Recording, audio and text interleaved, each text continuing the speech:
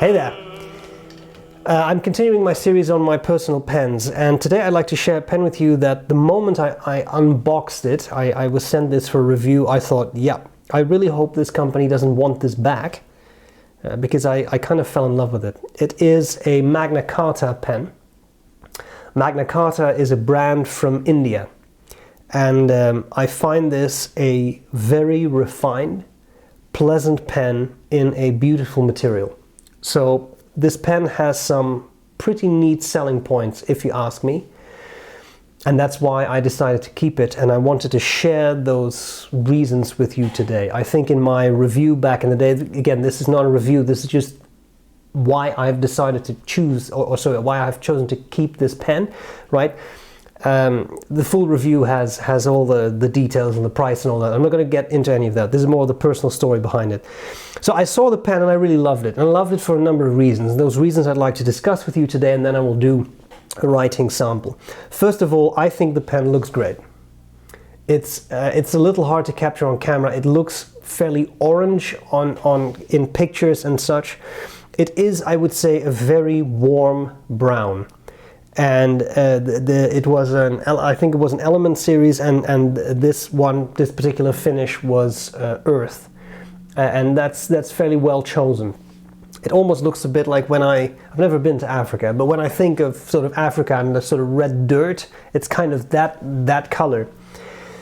It's a larger pen. It's by no means small. It's not an obscene oversize either. It's just, in my mind, a really nice size. If you like a bigger pen, it's really nice. I like the way it's made. It's made with care. For example, these rings here, they're flush. Nothing sticks out. It's properly made. Eye for detail, which in my mind matters a lot if you deal with luxury products like fountain pens. As I said, larger pen. When it's uncapped, larger pen, and I really love this section. It just tapers down, but it's pretty long, making for a very comfortable pen to hold. And if you really want to, you can post it, but I personally don't think it's necessary. The material, again, is just wonderful, and I bet you can't really see it very well, but it has a, maybe if I very slowly slip the nib and you can sort of see, it has, no, I don't think the camera really picks it up, but it has an ever so slight translucency to it. It's not transparent, it's ever so slightly translucent. Very, very nice. Another big selling point for me is it has an Ebonite feed. In this case, a simple steel broad nib. It was fairly dry when I got it. I made it a little wetter. It's now my property, so I can do with it as I please, which took me altogether maybe 5 minutes, and now it writes in a way that I find very, very pleasant. Ebonite feed, very good, keeps up flow very well, and that is really nice. A final thing that I would point out is that the filling system is cool. I can't demonstrate it because there's ink in it, but this is an actual old-fashioned blind cap, and here is a pneumatic filling system. In other words, you pull this out. Inside is a sack. You put the pen, obviously not with the cap on it. You put the pen in ink, you pull this out, there's a little hole in there, you put your finger on it, you push that rod down, it compresses the sack, and then you let go of the little hole, the sack decompresses, and that sucks up ink. It's not invented by Magna Carta, that's a system that's been around for quite a while, but you don't necessarily see it on a whole lot of pens.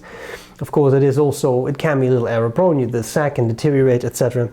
If you take proper care of it, it should last you a while, and usually replacing a sack like that is not super difficult.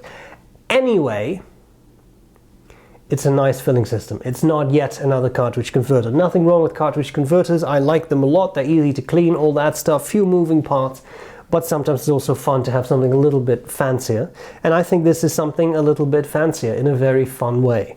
So, I love a lot about the pen. I'm going to show you how the pen writes, and I'll probably blabber on a bit more while I'm at it. Okay, let's do that. Okay, the Magna Carta.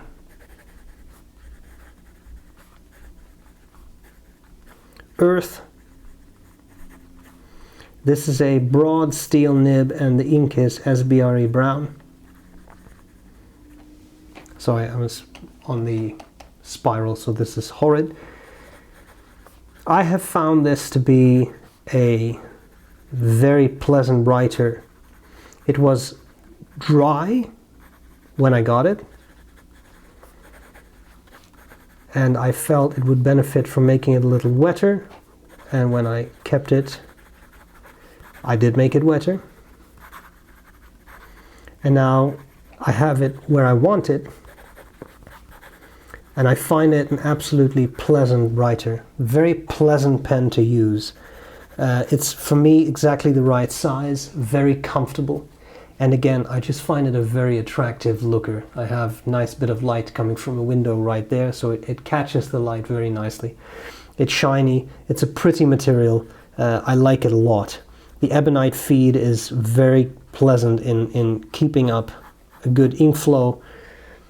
I just think this is a wonderful pen, and I love everything about it. So this is truly a pen that I really, really enjoy using.